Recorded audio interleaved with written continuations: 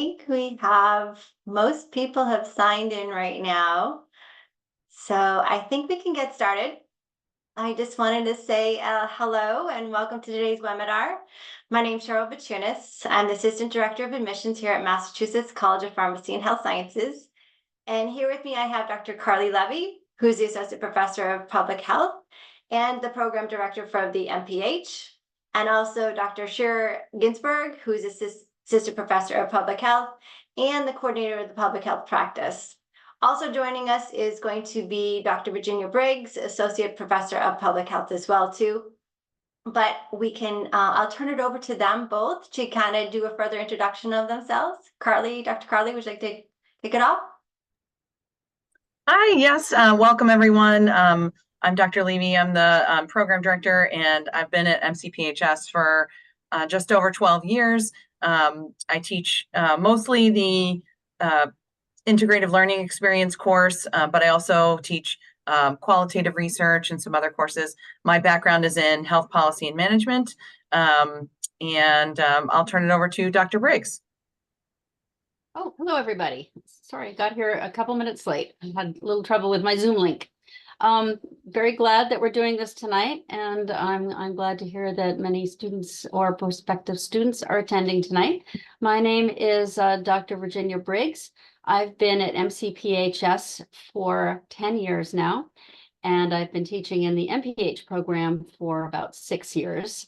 I mostly teach the integrative learning experience, just like Dr. Levy, and the methods in epidemiology and biostatistics course. So actually those are at two ends of the program, the biostats and epi classes at the beginning of the program and the integrative learning experiences at the end.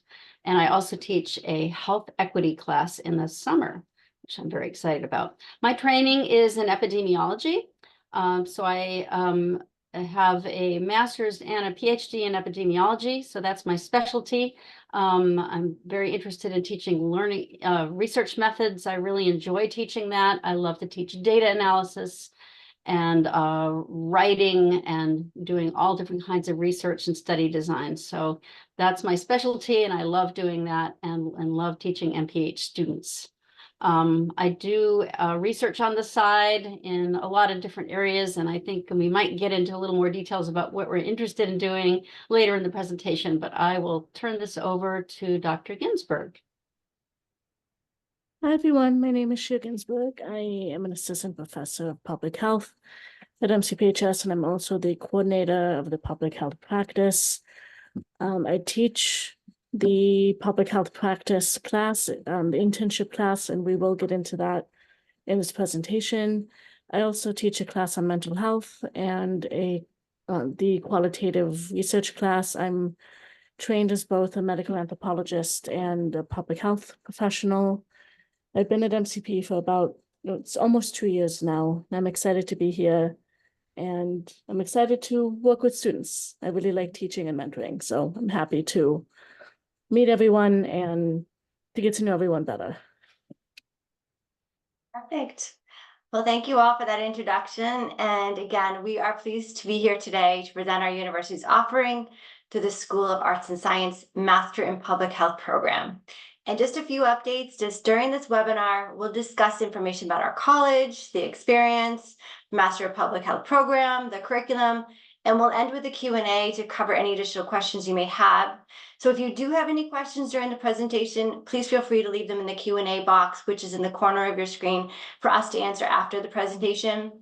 Also, just want to note that this webinar will be recorded. If you miss anything or need to log out early before the end, not to worry, I'll be sending you the recording in a week for everyone who is registered. All right, so with that, we'll just get started. And again, welcome many of our admitted students for our fall program. Officially wanted to let you know that the fall program start date is Monday, September 3rd, which is just over 3 months away, believe it or not. And I just wanted to send off a few little reminders and tips. First of all, the self-service portal. This is going to be your connection to the registrar's office, and so you can request any transcripts or records or grades through the term as it starts. And one of the things too, just to let you know that everyone gets block registered for courses, but it's a great idea for you to check in with your program director, Dr. Carly Levy, to discuss if that schedule is not what you want. So just a quick little update there. But also just note that no prerequisite courses are needed for the program. We do, however, need your official final transcripts from all your institutions. And if you can send that in by August 15th, if you have not already. If you have not sent those in, again, you can send those in electronically to our admissions.mcphs.edu or by mail at our Boston location as well. Great. Great. So I'm going to start talking a little bit about our program, and some of this I'm going to go a little quickly through because you'll hear this again at orientation. This is just sort of kind of to give you a sense of our program and give you the opportunity to answer any questions that you might have. But first of all, we just want you to know that this program is a 42 credit program, and we are fully accredited both by the accrediting body that accredits the institution, but also a specialty accreditation that is not mandatory, it's optional through the Council on Education for Public Health. So that's where that 42 credits comes from. We are accredited by CEF, and so that's the minimum number of hours required for an MPH. We pride ourselves on being a very flexible program. So if you'd like to enter the program and be full-time or part-time or on campus or online, we are here to work with you and make sure that this program meets your needs. A few things is you just want to make sure that you check with Student Financial Services and or immigration if you're on any kind of visa restrictions or anything like that, if applicable, when you are determining your schedule, because there are some parameters around that you just want to make sure that you're meeting any requirements that you have for those departments. But basically, if you were to be a full-time student, so you were to take 3 courses per semester or 9 credits, and you took summer classes, it would take you 5 semesters to finish the MPH. And so that's sort of a target ideal rate, if you're a full-time student. If you're a part-time student, it's going to take you 7 semesters, so just over 2 years. And we do have students who take, courses even less than that. They take 1 course a semester, or they take 2 courses one semester and 1 course the next semester. So again, we are here to make sure that this program meets your needs and is, delivered in the way that is going to best suit your learning. So that would take about 4.5 years if you took 1 course a semester. Also keep in mind that we do ask that you complete the program within 5 years, but other than that, you can finish, at any rate that works for you. And when you enter the program, you'll be assigned a faculty advisor based on your last name. So if your last name is A through F, Dr. Briggs will be your advisor. G through LE, Dr. Ginsberg will be your advisor. LI through Q and any dual degree students will be me. And then MPH students R through Z is Professor Hewitt. So that is something that, again, we pride ourselves on, is that you will have support throughout the program as you're registering for classes each semester. It's a great idea to check in with your advisor and say, I took these 2 classes, I'm thinking of taking these next spring, how does that sound? Always a good idea to keep, checking in with your advisor. You actually can do that right through the self-service portal, which Cheryl mentioned before. It's a wonderful mechanism that we have that's in your program planning function, that all you have to do is say, does this schedule look good? You can send it to your advisor and ask them to review your courses, and then we can do some advising through the self-service portal as well. So either reach out via email, through the self-service portal, you can come to our office during office hours, any way that works for you, and we will be there to support you every semester. I won't read all these names, but these are just some of the folks that you might see in your classes. One of the things that I can say about our faculty is that they are dedicated, and they bring a diverse array of lived experiences and training and, different backgrounds that, can help support you in your learning.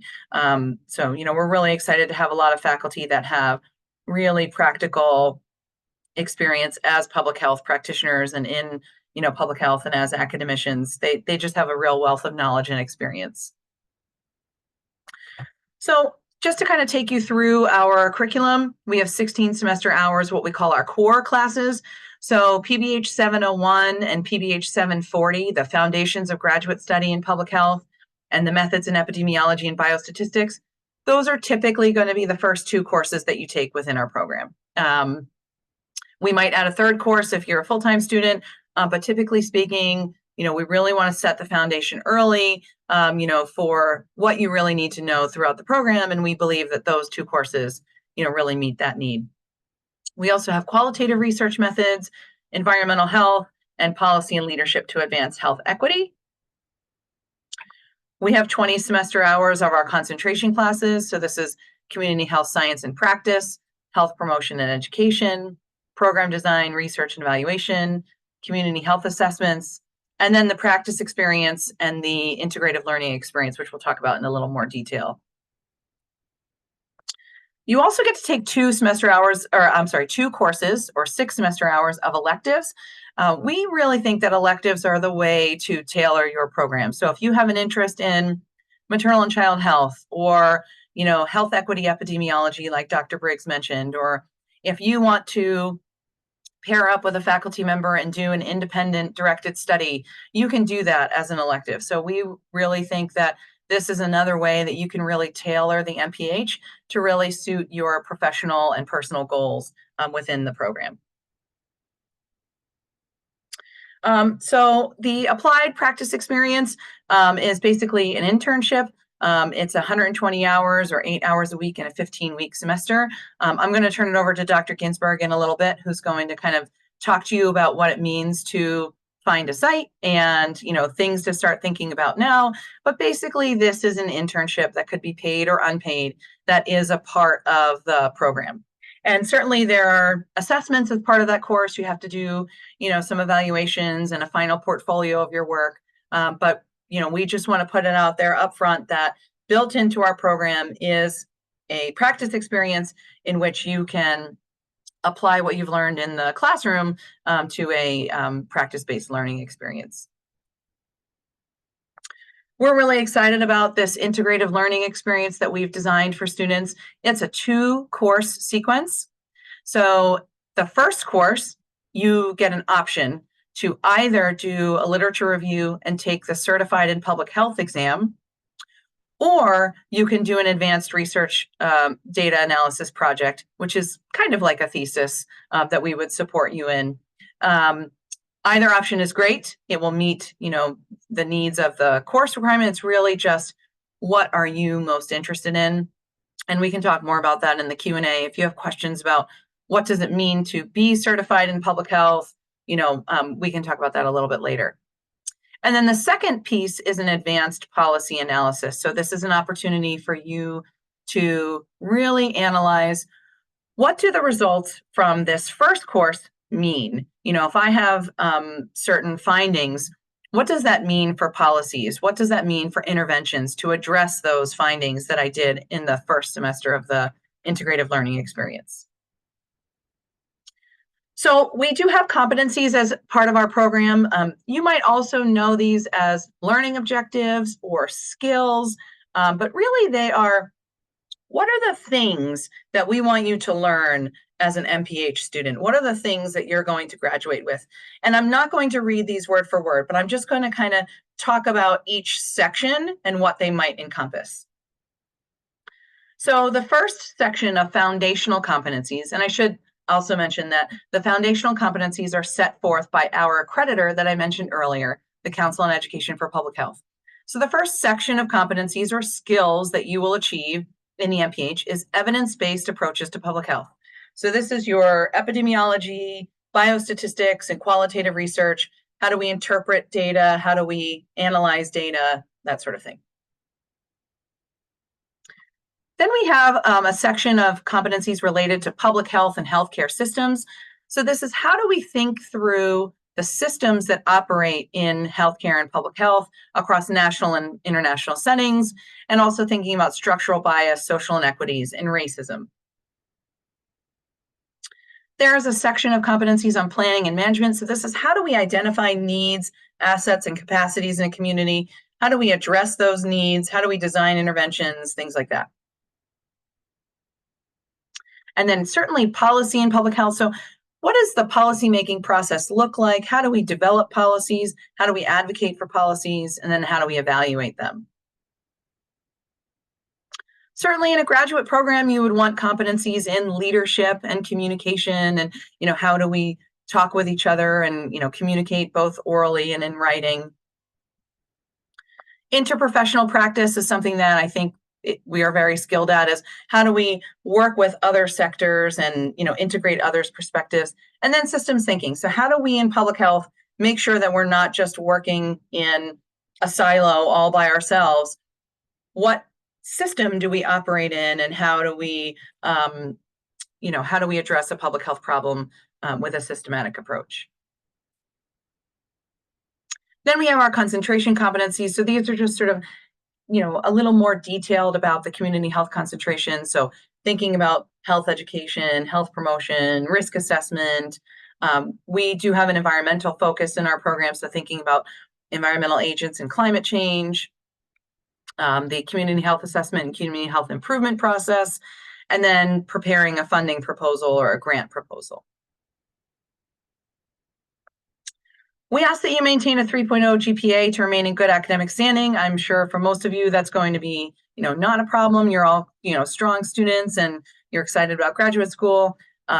Achieve a B- or greater in all your courses.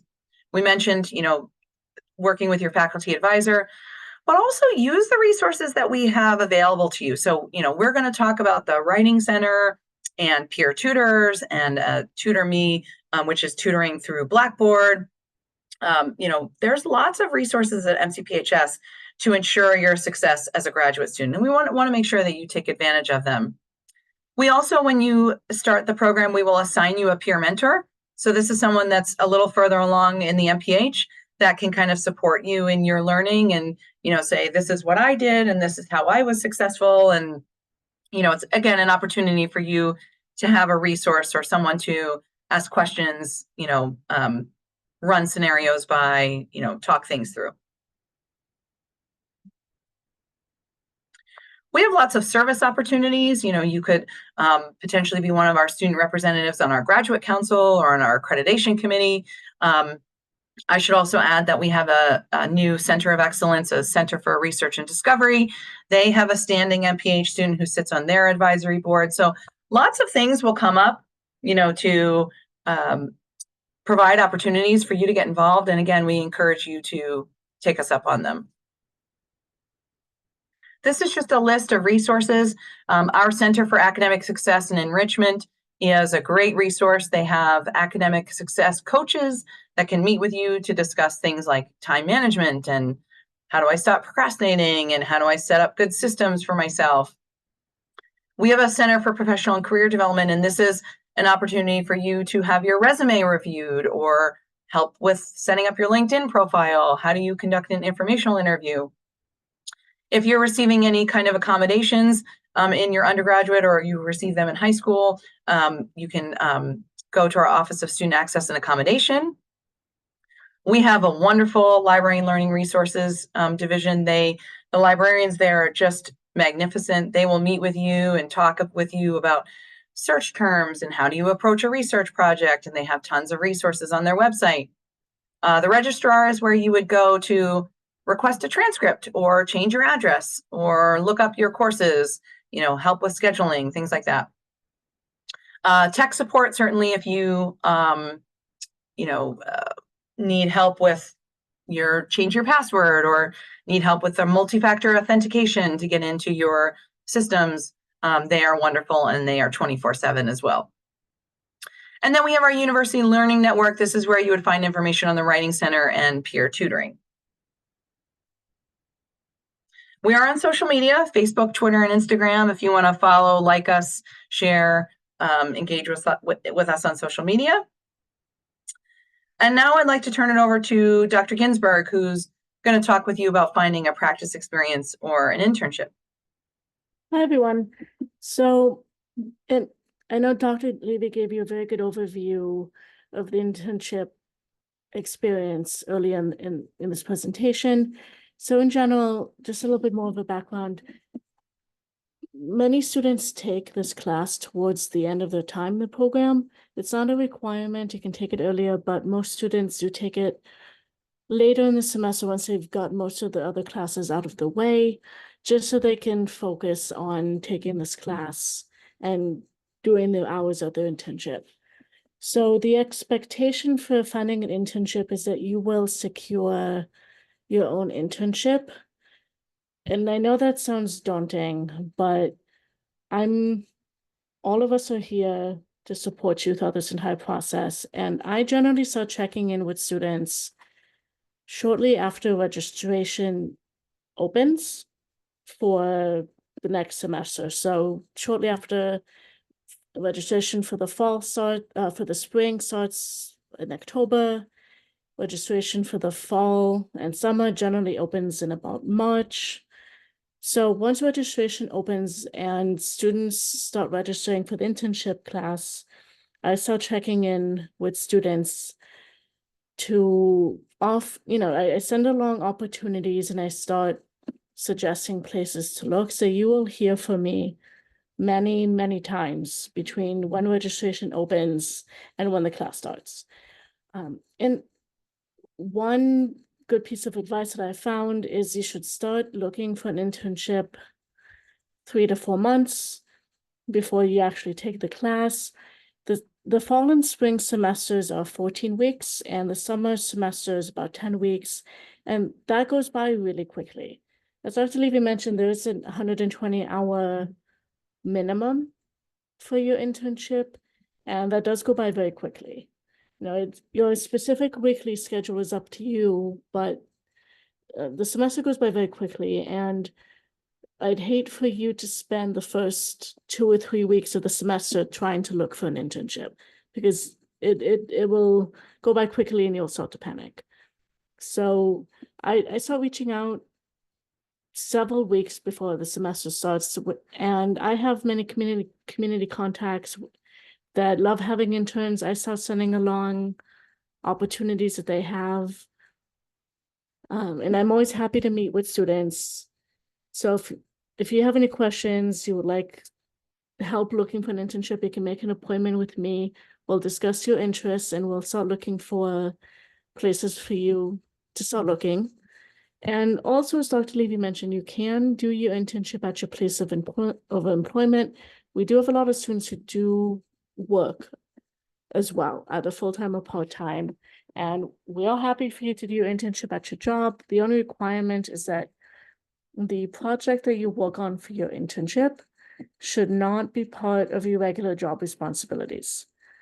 So this internship, the goal of it is for you to develop new public health skills and expand on the competencies that Dr. Levy mentioned. So we want you to learn something new and develop new hands-on skills as part of this internship. So if you do your internship at your job, it should not be something you do regularly, right? And it's okay if your internship is virtual or if it's international, but I do start reaching out to you early and I send along opportunities that come my way and I do help you look for other opportunities. So it sounds daunting, but everyone finds an internship somewhere. So we will collaborate and help you find somewhere to be. Thank you, Dr. Ginsburg. I really appreciate it. Just trying to get my video back here. Oh, there we go. I'm going to turn it over to Cheryl again. I'm not sure if we have students on the webinar who haven't applied yet, but Cheryl's just going to talk about the admission process.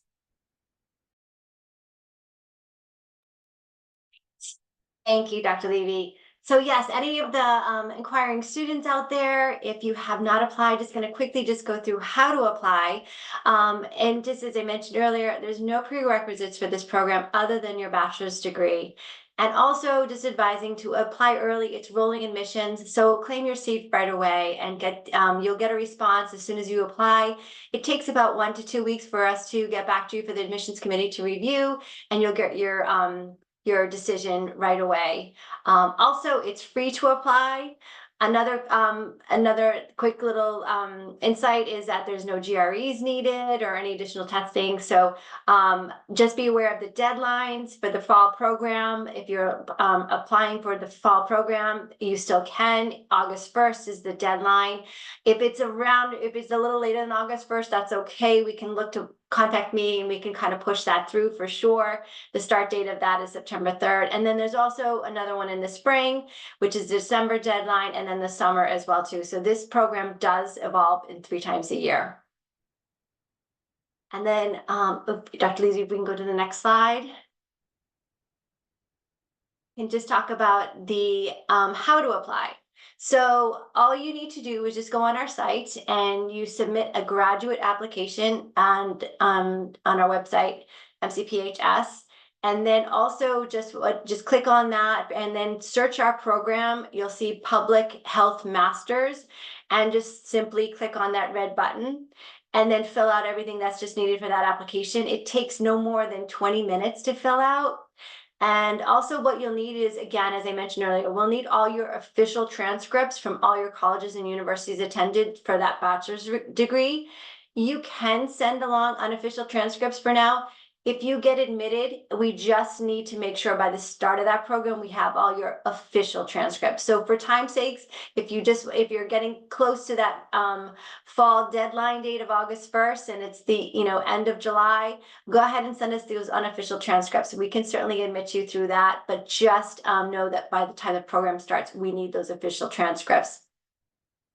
And again, those can be sent electronically to our admissions at MCPHS or mailed to our Boston Longwood Avenue address. Also, just require a personal statement, just kind of letting us know your passion for that public health. Just know about 500 words around that is perfect. And then also a resume, or if you don't have a resume, just complete the work history that's in the application, and that'll give us a good indication of your what you've been working on or where you have been having some interest in. And that is all you need to do to apply. If you have any questions, you can always reach out to me as well. Thanks, Cheryl. We have a question in the chat. Well, so first of all, thank you to the participant who said that you have yet to apply. We actually weren't sure if the students were going to be admitted students or inquiries or both. So thank you for confirming that we do indeed have folks who have yet to apply.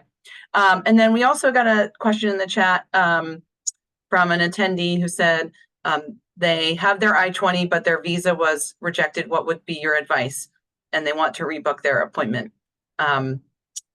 We do have an international admission team that may be best to answer that question. I'm going to turn it over to Cheryl and Dr. Briggs and the others. Well, I'm going to turn my video off quick and get that email address for you, okay?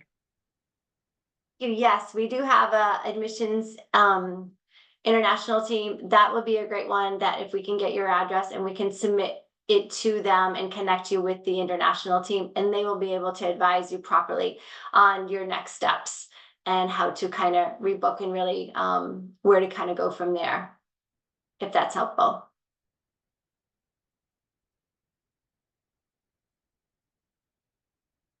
Terrific. And then I do see another question on here. I'm yet to apply for the fall 2024 class, which is fine. You still have plenty of time to apply. Again, that deadline is August 1st. Again, if you are still in the process of completing your bachelor's degree, I wanted to mention as well that that is fine. And as long as you're going to complete that bachelor's degree by the start of the program, we target for that August 15th date, it's fine to apply. We will just see on your transcripts that you're pending a few courses, and then we'll just notice that we'll put some notes indicating that you would look to complete that in the summer of 2024. Hopefully that can answer your question.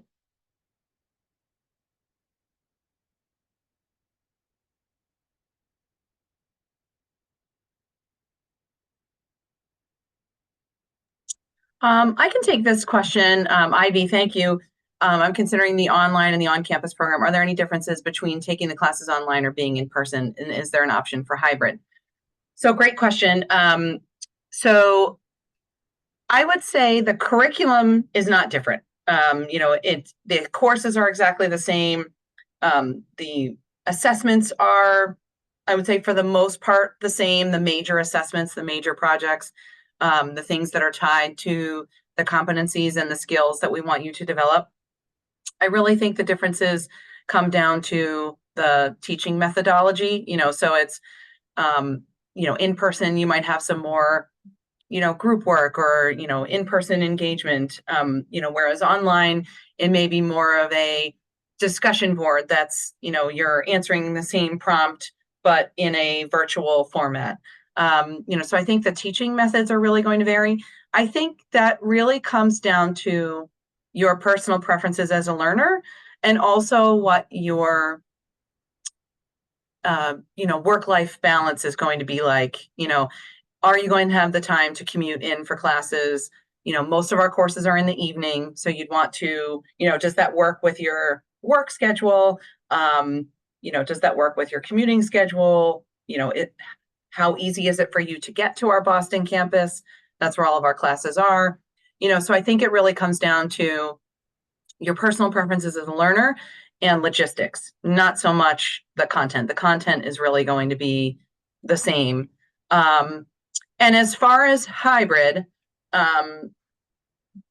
my understanding is that you have to declare a program. You have to declare either online or in person. If you're an in-person student, you can take online classes relatively easily. You can just register for them. You're still paying the on-campus tuition. If you're an online student, you have to get approval to take in-person classes. But it can be done to do a hybrid. So Ivy, hopefully that answers your questions. I could take the next question I see about the health insurance waiver for international students and how to apply for that. It's one that is unavailable on the portal. So I'm thinking that you are a fall 24 program admitted student. And just to let you know, for even international, non-international, in the middle of June or in a few weeks, we're going to have all those health insurance waivers all updated, all the complete forms, as well as even the immunizations, and there's a lot of other details that are forthcoming. So you'll start to see some of that coming to you as being an admitted student in a few weeks. So hold tight on that. You are absolutely correct. It's not updated yet. We just kind of kicked off our summer program a few weeks ago. So after Memorial Day is when we really start kicking in and getting ready for the fall. So hold tight, more will be forthcoming. Great. The next attendee asked about the fall 2025 start date. So it's typically the Tuesday after Labor Day. So we can look up the Labor Day 2025. Yeah, I can look that up as well too. Looks like Monday, September 1st. So we'll be looking at a September 2nd start date in 2025. I'm not sure about the next question.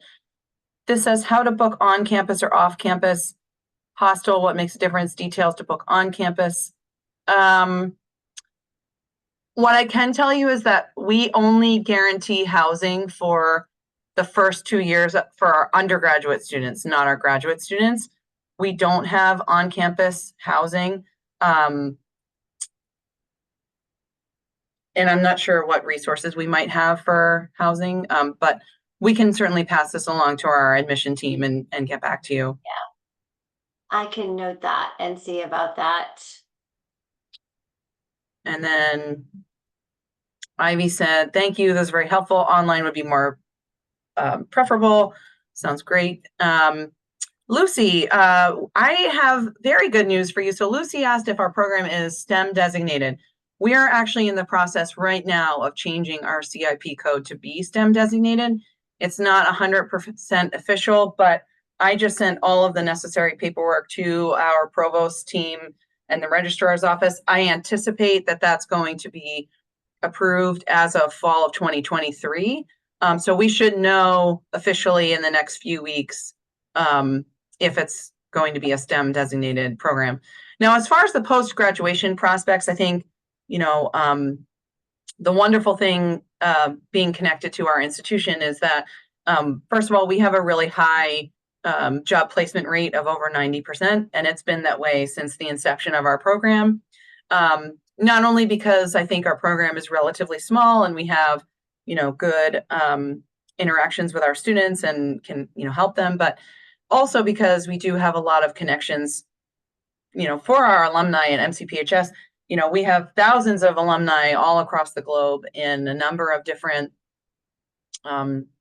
career paths. And we actually have an alumni network that we can tap into. We also provide through our, Center for Career Services, coaching and, support for, setting up your LinkedIn page and your resume and things like that I had talked about before. So hopefully that answers your question. Cheryl, do you want to take the next one about the health insurance fee along the tuition fee? Sure.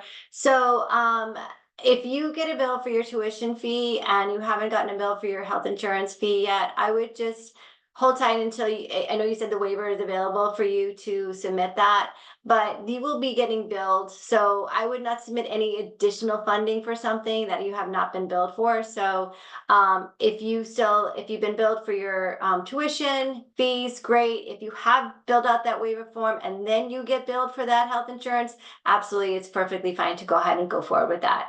So hopefully that can kind of answer your question. But if you have not filled out, submitted the waiver yet, just hold tight and make sure that you'll be getting that health insurance bill coming forward. To answer the next question on housing, yes, graduate students do need to manage their off-campus housing, but we're going to take this back to our admission team just to see what resources might be available. But as far as I know, it's mostly managed by the students themselves. Yeah.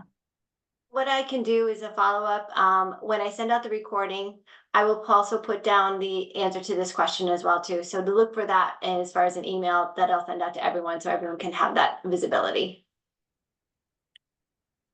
We do have a number of on-campus jobs. Some of our students have served in the Office of Student Access and Accommodations as test proctors. They've served with the School of Arts and Sciences as test proctors. They've served as peer tutors. They've served in the library. So we do have some on-campus jobs. We can't guarantee an on-campus job or a graduate assistantship or research assistantship, but we do have some opportunities available that present themselves. We unfortunately do not have any graduate assistantship or research assistantship at this time. We did put in a proposal that we're waiting to hear back on for next year, but at this time we do not have any research assistantships.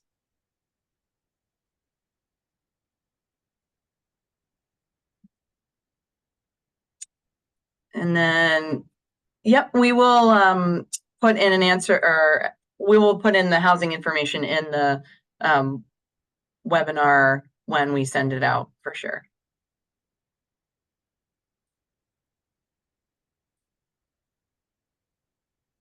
So that was the last question that I saw. Any other questions that students have? I can definitely give you, I can unmute you if you'd rather ask your question via audio as well.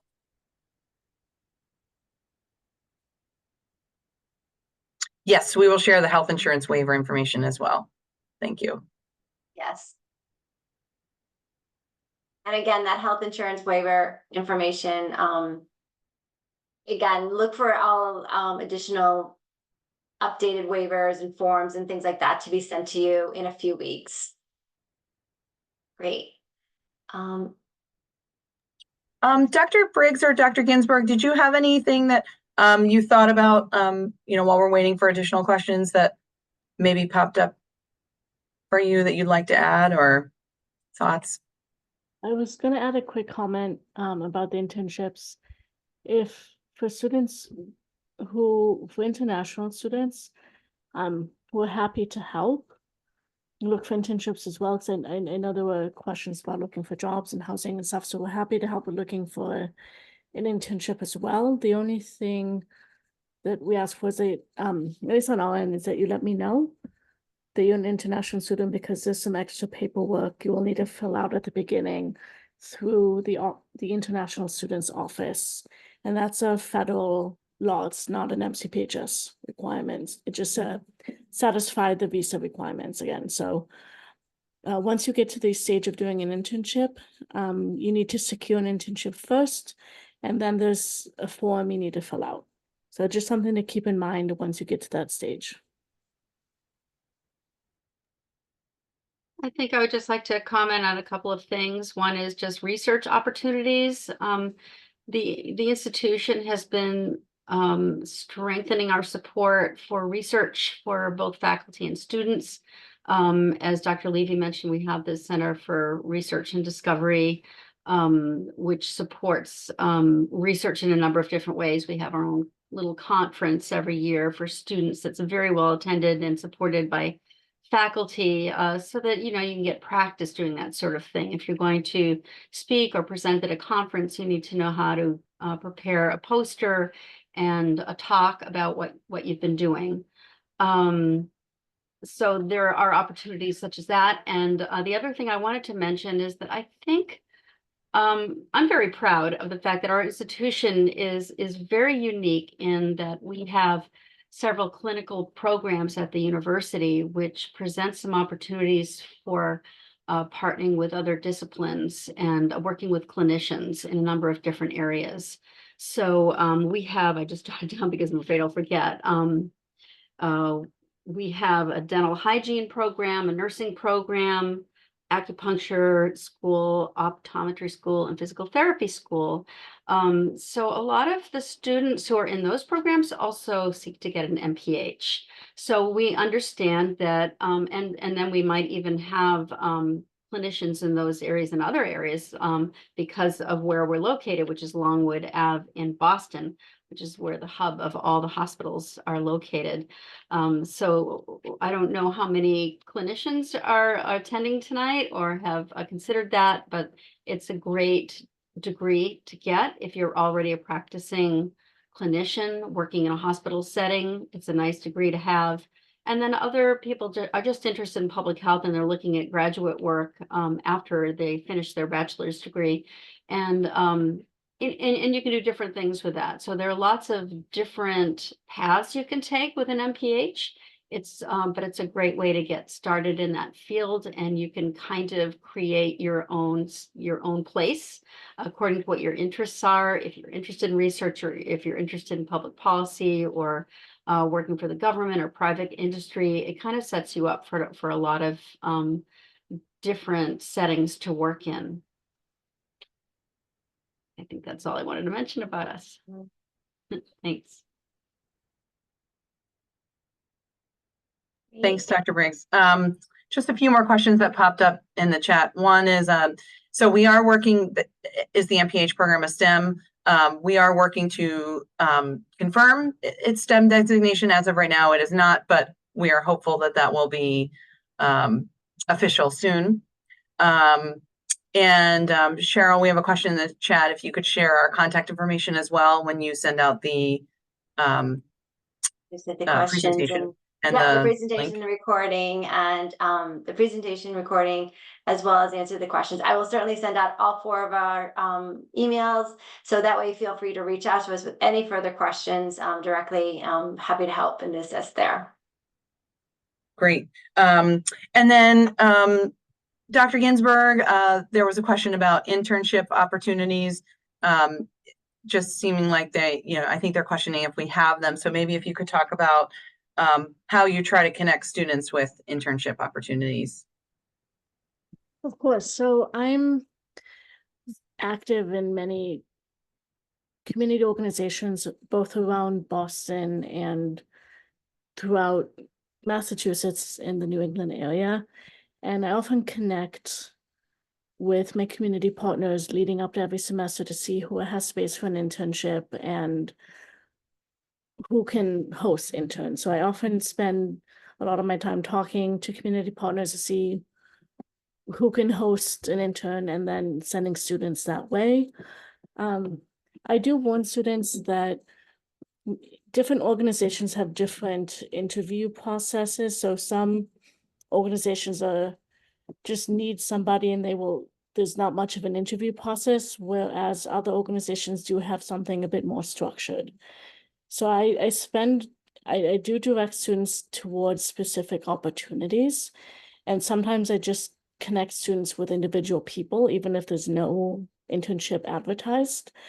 But I don't have any control over which students they select. Again, because some of them do have a structured interview process and a selection process. But I will work with you depending on your interests and what you want to learn in your internship and what you're interested in doing. I will work with you to connect you to a good opportunity.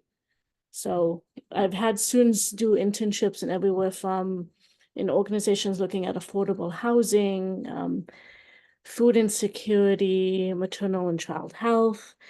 And I know Dr. Levy mentioned we have a lot of students who, and Dr. Biggs as well, who are also in other programs. We have a lot of students who are also pharmacists and dental hygienists. So I try to connect students to those opportunities as well, should they come up. So again, there are a lot of opportunities out there. It's just a matter of creativity and knowing where to look. And we have a good relationship with career services. So we do sometimes have somebody from career services come over and give a webinar on how to update your resume and how to look for internships in various places. So we work with career services in that area as well. I hope I answered the question, but I think you did. Thank you. And we also, if I didn't mention it before, we do maintain a Google document of federal, state, and local agencies that you might consider looking at when you're searching for jobs and internships, of their job board sites. And then we also have our administrative assistant send out a weekly jobs email. They peruse LinkedIn and they, any jobs that are sent to us by career services or any faculty that send, jobs to us, we put it into a weekly email of jobs, fellowships, internships, and that usually comes out on Fridays as well. So Cheryl, I'm going to turn it back over to you. I think that's done for our questions. Perfect. Sounds great.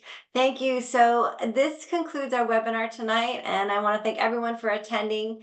Again, I will be sending out this recording in about a week, along with our contact information, as well as answers to your questions on the housing and the insurance waivers and details on some of those links I talked about on where to send your transcripts and how to apply. So please feel free to reach out with any questions you have about our program. Again, we really appreciate your time today, and we hope this was helpful as you plan your educational journey. So thanks again, everyone, for joining, and have a good night.